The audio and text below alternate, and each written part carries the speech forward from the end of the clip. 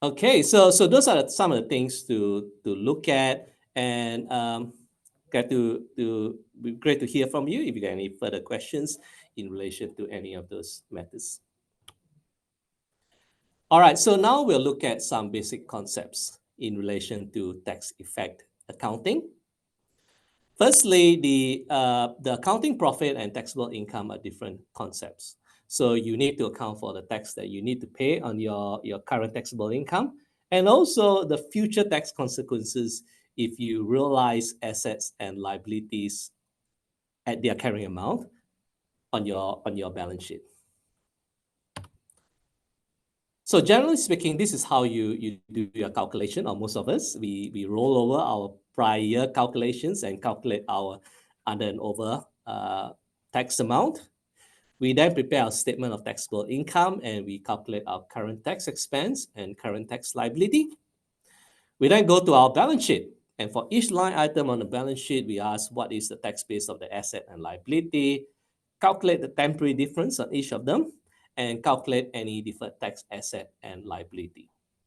From that, we calculate our components of tax expense, and finally prepare our journals and disclosure notes to the financial statements. So this is how our income tax expense looks like. And while you have a quick look at it, I might just have a quick look at the question.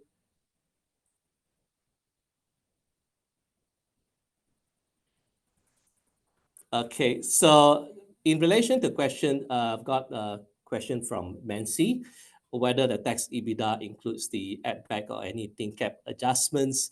I would say no, because you are adding back the net deductions on interest. So your tax EBITDA calculation will be excluding the thin cap adjustment. Okay, so you see the three components of income tax expense is your current tax expense, deferred tax expense, and the under and over provision. And we'll look at each one of these components.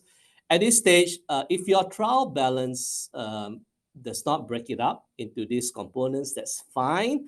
You post everything to income tax expense, but you do need to break it up when you prepare your notes to the financial statements.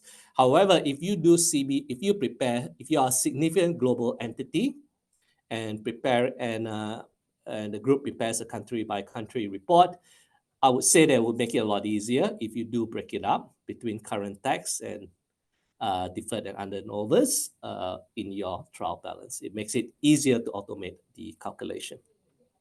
So let's look at the three components.